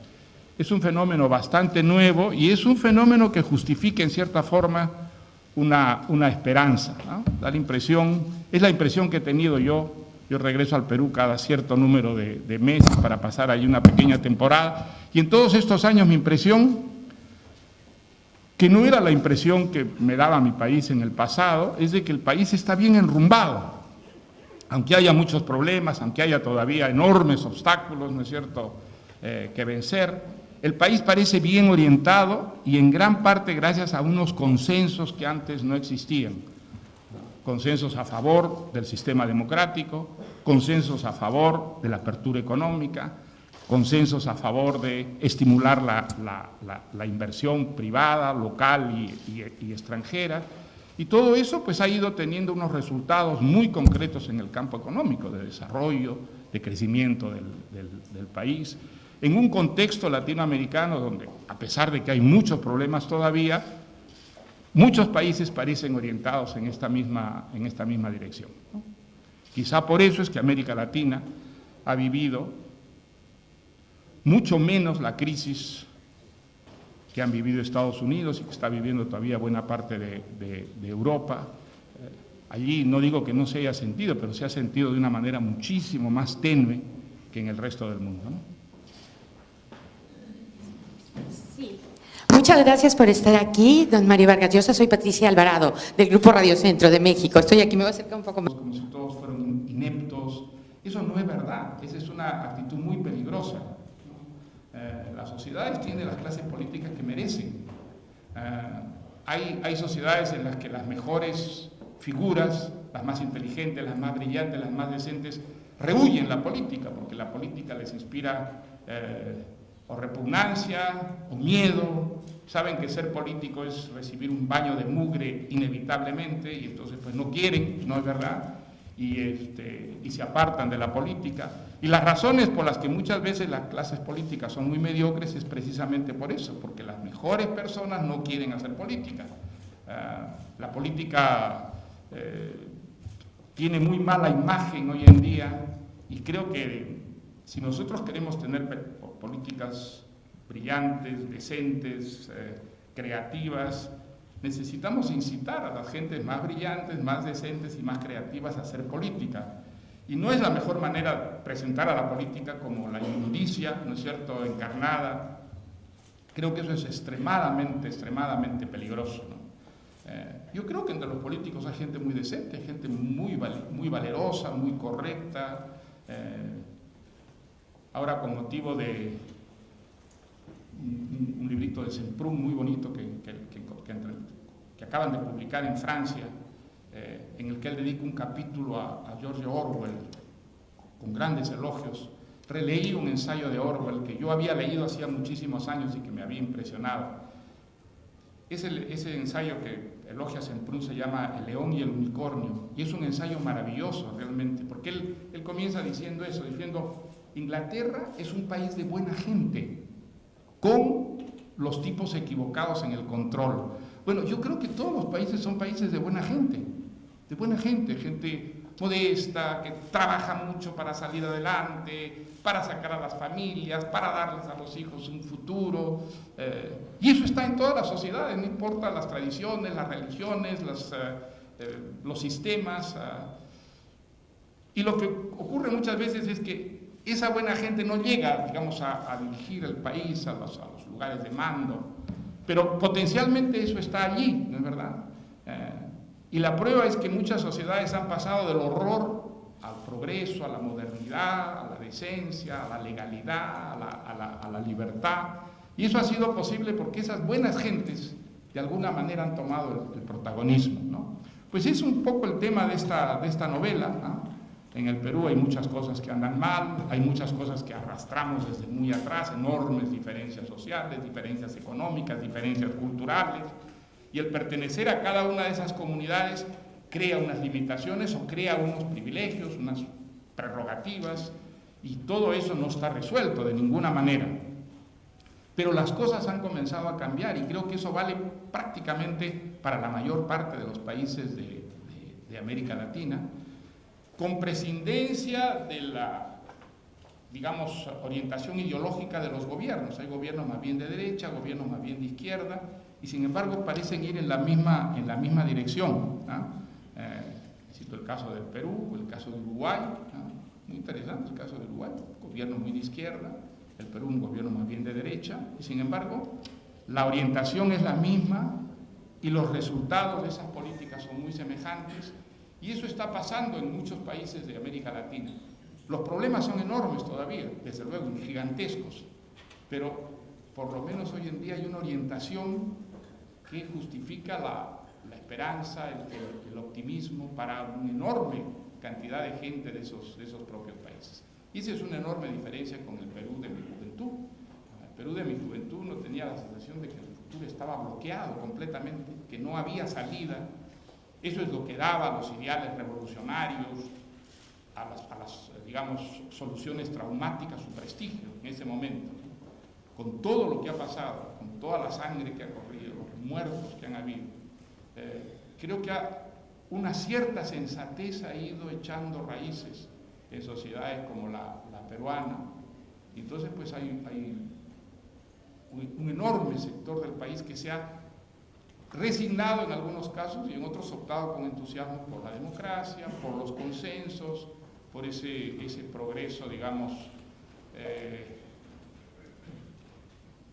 negociado entre los distintos sectores sociales, por el convencimiento de que al final ese es el camino adecuado. Y para eso es fundamental que haya ciudadanos como Felicito Yanaque, que haya héroes discretos, muchos héroes discretos en una sociedad, ¿no? Brecht me parece que en un poema dice: "Ay del país que necesite héroes", ¿no? Sí, seguramente mejor que no haya esos héroes epónimos, ¿no? Pero los héroes cotidianos, los héroes anónimos, sencillos, comunes y corrientes, los que representan verdaderamente la reserva moral de un país, es indispensable que hayan para que un país siga adelante y sobre todo para que conjure sus demonios, ¿no? Los demonios que pueden destruirlo. Entonces, yo creo que ese es el tema de la novela, por lo menos el personaje que es el protagonista de la historia es lo que representa, es el que está detrás de ese optimismo medido, mesurado que tengo hoy día respecto al futuro del Perú y que en el pasado no tenía, ¿no? Un par de preguntas más y cerramos. Sí, buenos días. Aquí. Aquí. Bueno, esta es Mario, es una novela que dedica a Piura, que dedica a una Piura enmarcada en un Perú próspero, distinto al Perú, por ejemplo, de la Casa Verde, y que al mismo tiempo dedica la memoria de Javier Silva Arruete, que fue su mejor amigo en esos años de Piura, sí, y además fue ministro de Economía de Perú en el gobierno de Paniagua, que fue el gobierno de la transición a la que usted se ha referido. ¿Qué tanto tienen los personajes de esta novela de Silva Arruete? ¿Qué tanto pensó en él cuando escribió la novela? ¿Qué tanto recordó esos años en Piura al momento de escribirla? Pensé mucho en Javier Silva Arruete, era un gran amigo, uno de mis mejores amigos. Siempre recuerdo la primera vez que yo lo vi en Piura, el año 1946, cuando fui por primera vez a Piura. había una manifestación del APRA, del Partido Aprista, en la Plaza de Armas. Mi abuelito era prefecto de Piura y mi abuelito pues era muy atacado por los apristas, porque además era pariente de Bustamante Rivero, que era el presidente del Perú en esa época, y los apristas atacaban con mucha furia a Bustamante Rivero y atacaban por lo tanto a mi abuelo, que era el prefecto de Piura. Pero yo fui a espiar esa manifestación y había ahí un gordito con pantalón corto y unas piernas así rollizas y un cartel que era más grande que él, que decía: maestro, la juventud te aclama, y era una pancarta a favor de Haya de la Torre. Ahí lo conocí a Javier Silva Arruete y fue uno de mis grandes amigos. Era un hombre muy generoso, representaba las características mejores del piurano: alegre, extrovertido, muy expansivo. Era tan impresionante Javier que cuando tenía 11 años se gastaba sus propinas yendo a comer a la calle. Era de un apetito absolutamente voraz, un hedonista, diríamos. Me acuerdo, iba a su casa, yo estaba terminando de almorzar, recogía su propina y me decía: vamos, te invito al Reina. Y ahí pedí un piqueo con el que remataba su almuerzo.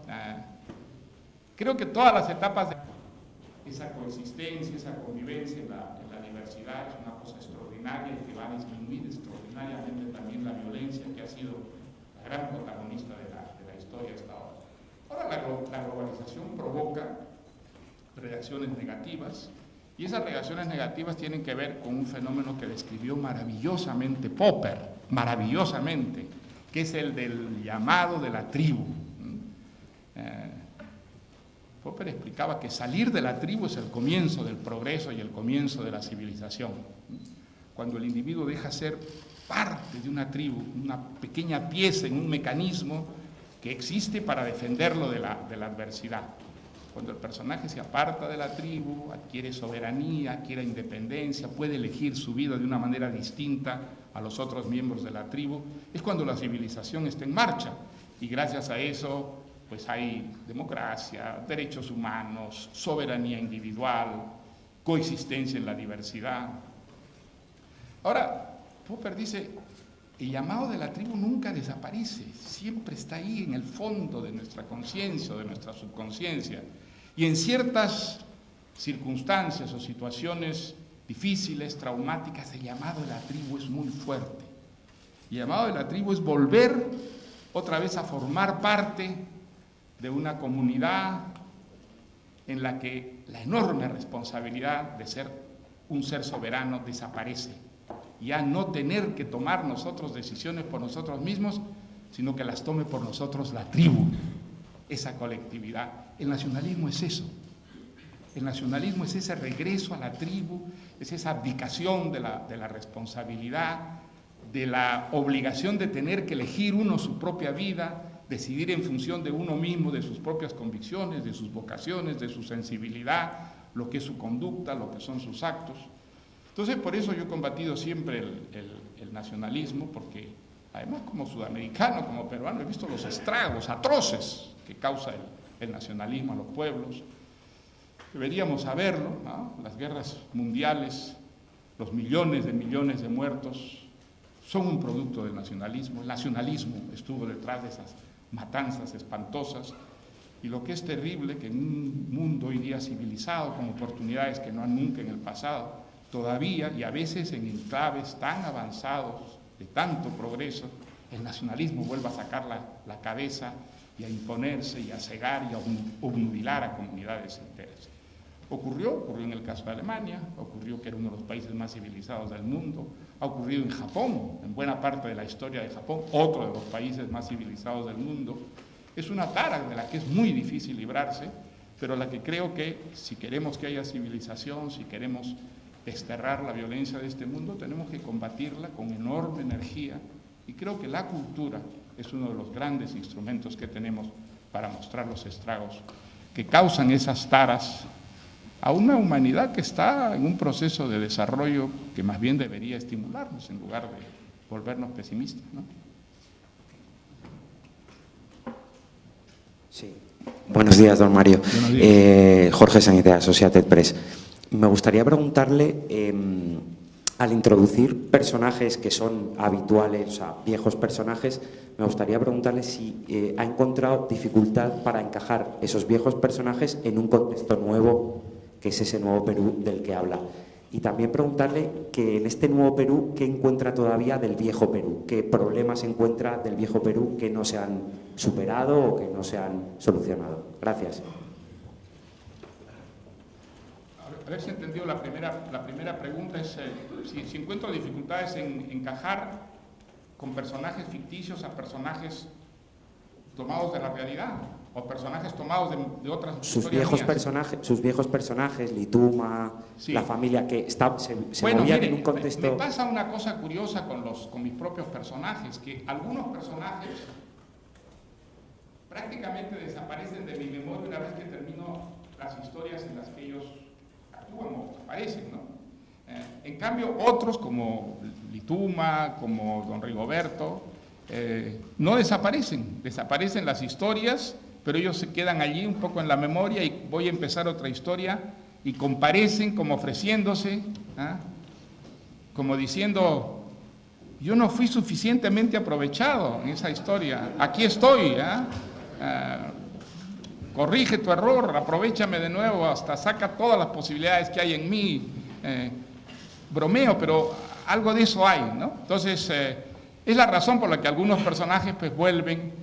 En el caso de esta novela era normal que Lituma, los inconquistables, que son piuranos, son personajes que nacieron de historias piuranas, ahora que vuelvo a escribir una historia piurana, de alguna manera reaparezcan. Pero siempre me ha intrigado y no tengo una respuesta, ¿por qué ciertos personajes siguen allí y siguen como urgiéndome a que vuelva a incorporarlos a una historia, como si no hubieran sido, ya dije, suficientemente aprovechados en todas sus posibilidades, ¿no? Ahora, dificultades sí, pero digamos siempre las dificultades para mí son muy grandes. Algunas personas creen que con el ejercicio uno adquiere una seguridad, y quizá en ciertos oficios eso ocurre, pero yo creo que en la literatura y en cualquier actividad creativa, al contrario, es decir, el ejercicio crea más bien una voluntad, digamos, que conspira contra esa seguridad, ¿no? Yo me siento tan inseguro escribiendo una historia ahora como cuando empecé a escribirlas, y quizá más. Quizá ahora soy más consciente de lo difícil que es alcanzar el tope que uno se fija cuando escribe una historia. Entonces me cuesta un enorme trabajo, lo cual no quiere decir que no me entusiasme hacerlo, es decir, gozo enormemente escribiendo, es una experiencia maravillosa, de una intensidad formidable, incomparable, y al mismo tiempo pues a mí me hace pasar muy malos ratos, y estoy seguro que un pintor, un compositor dirían exactamente lo mismo de su propio trabajo, ¿no? Mario, soy Carlos Rubio Rosell, de Reforma de México. Quería preguntarle lo siguiente. Usted habla de un dilema en esta novela, este personaje enfrenta un dilema moral. A mí me gustaría que comentara el tema del dilema que enfrenta también a los políticos a ser decentes, es decir, ahí se contrapone ese dilema, yo creo, el dilema de un empresario, de un hombre común que pondera y pone por encima de muchas cosas la decencia, y por el otro yo veo, ha hablado de un progreso en América Latina, pero ese progreso es aparente, es decir, algo falta en ese progreso para que las verdaderas capas sociales, la mayoría de las capas sociales, se vean beneficiados de ello.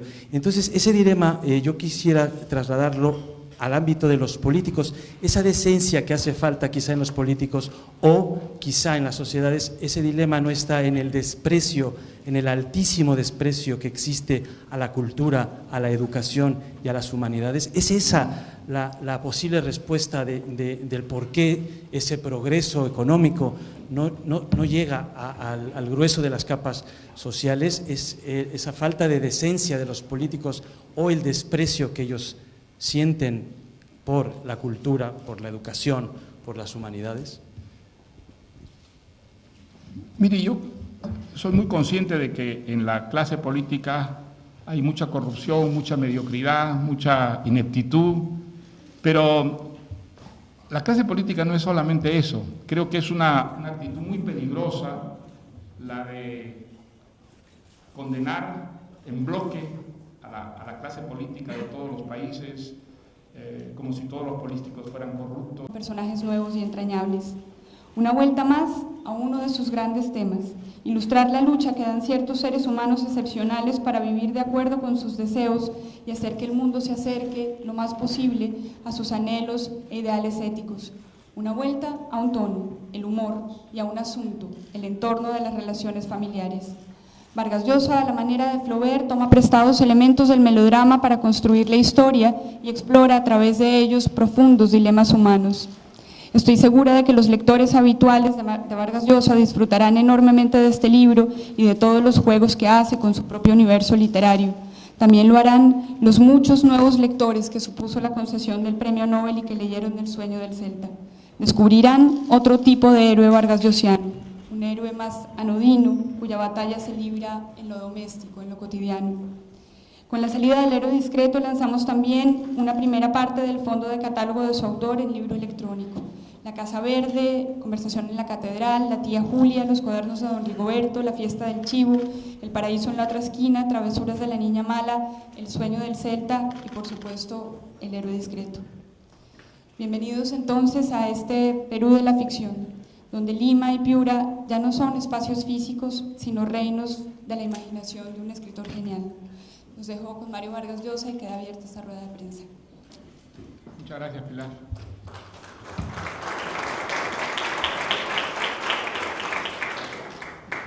Bueno, antes de cederles la palabra a los periodistas para que tengamos el diálogo que está previsto, me ha pedido Pilar que haga una pequeña presentación del Héroe Discreto y que les cuente más o menos cómo se gestó esta novela.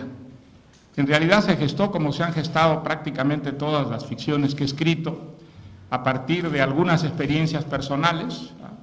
En mi caso, y creo que en el de una gran mayoría de escritores, la imaginación no trabaja en abstracto, sino a partir de ciertas imágenes que la memoria ha conservado, imágenes que proceden de experiencias vividas.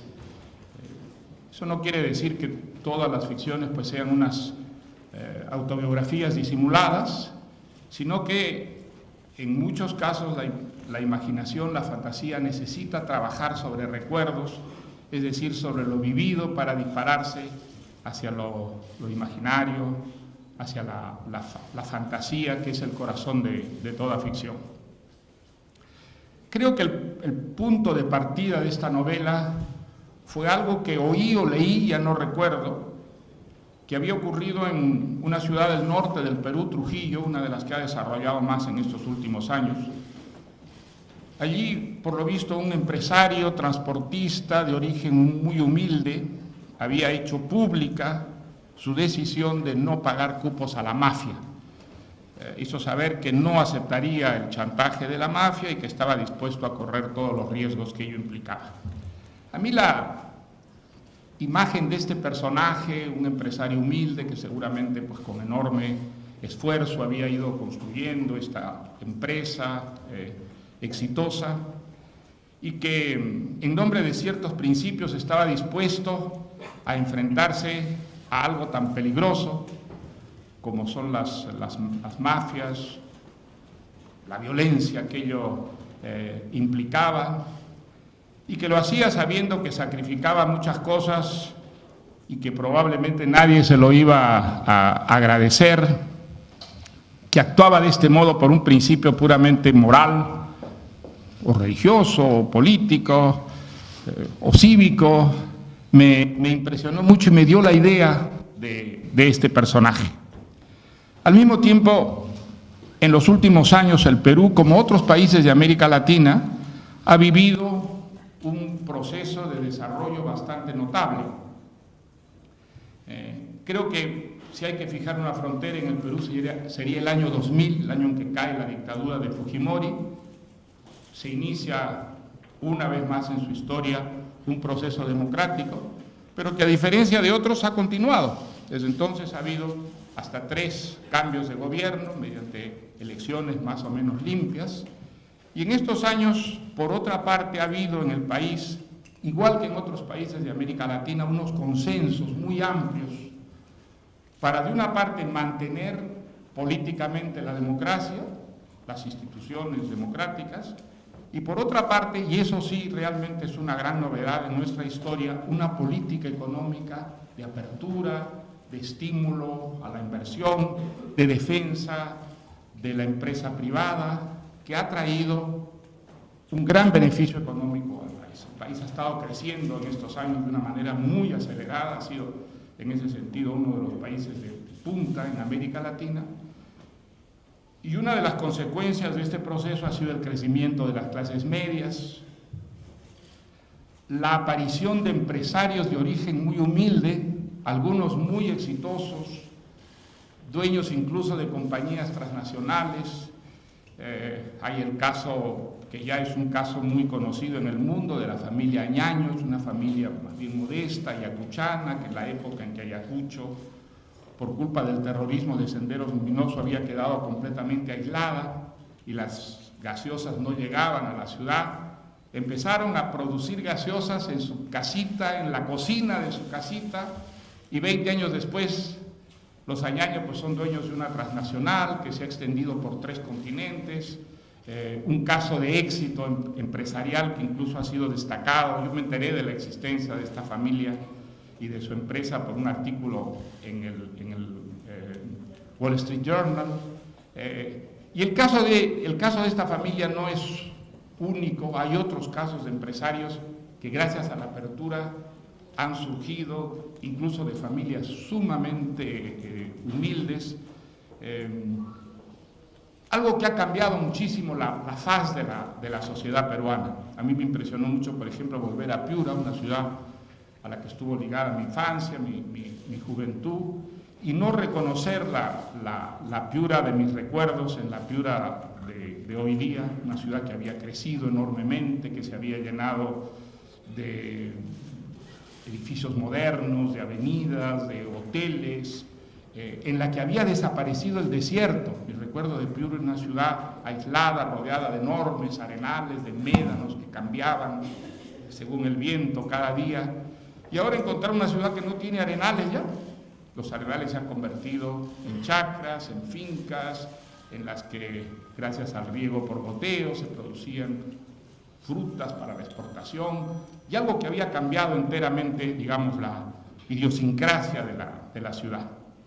Entonces, este es el contexto en el que ocurre la historia de este personaje, una historia que al principio iba a ser una sola historia, pero como me ha ocurrido casi siempre en todas las novelas que he escrito, apenas empecé a trabajar en ella, surgió la idea de enriquecer esa historia con otra historia, complementarla con una especie de contraste anecdótico entre 2 personajes, 2 familias, 2 mundos, 2 ciudades, 2 sectores sociales.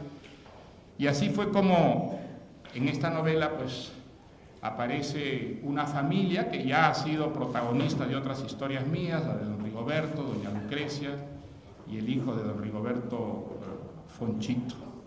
No sé por qué siempre que he escrito una novela he tenido necesidad de juntar varias historias.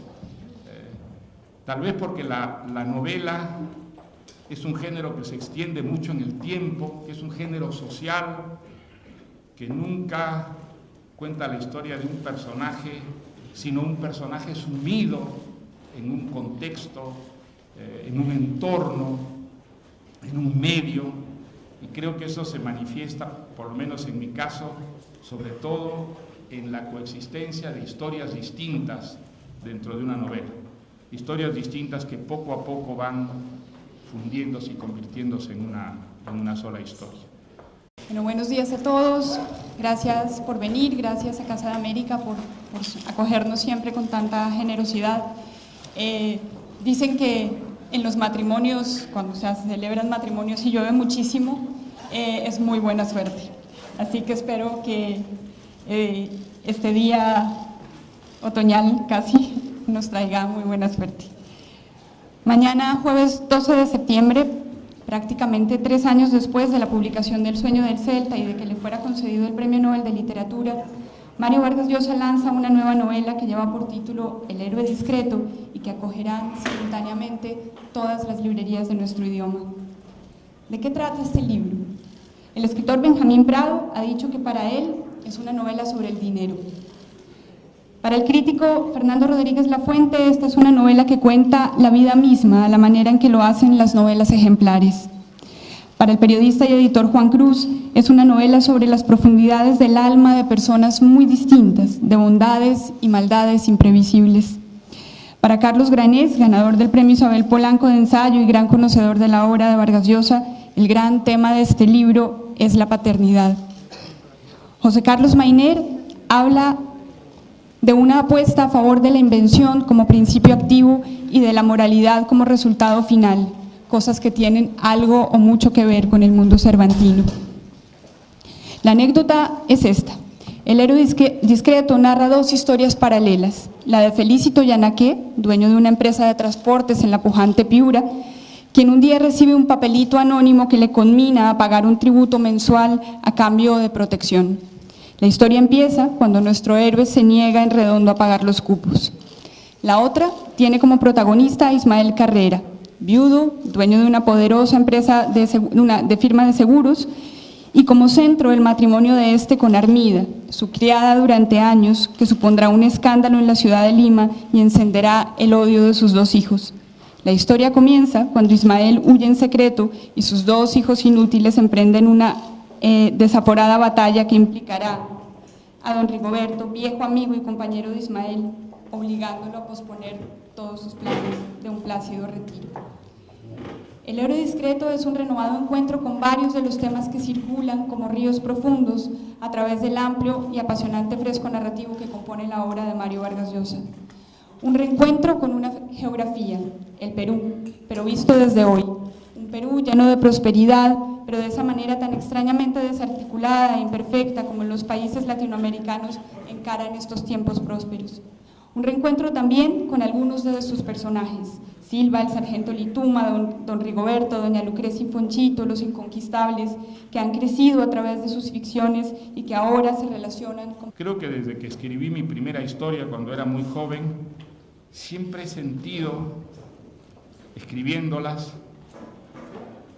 esa especie de posibilidad que tiene toda historia de convertirse en un verdadero laberinto de historias, porque creo que si un escritor siguiera todos los cabos de que consta una historia, no terminaría nunca de escribirlas, porque toda historia en última instancia es todas las historias, las ramificaciones son infinitas, y creo que una de las cosas maravillosas y fascinantes y misteriosas que tiene una novela es que cuando una novela está lograda, cuando consigue capturar enteramente nuestra atención y fascinarnos y hechizarnos, esa novela nos hace sentir esa posibilidad de lo infinito, de una historia que realmente seguida en toda su trayectoria no tiene principio y desde luego tampoco tiene fin.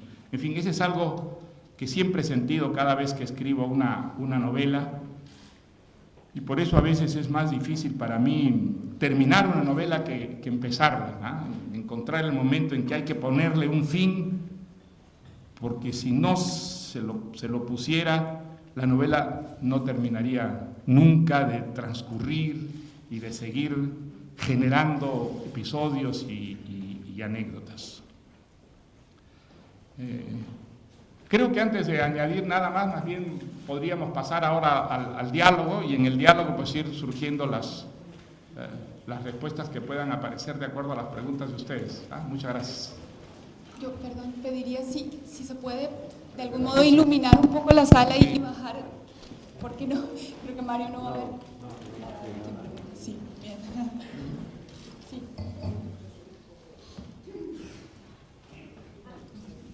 Sí, buenos días, señor Vargas Llosa, Yolanda Bacaro, ¿cómo está? Del diario El Comercio de Perú. Queríamos saber, por favor, en cuanto a la novela, un personaje, usted es Felicito Yanaque.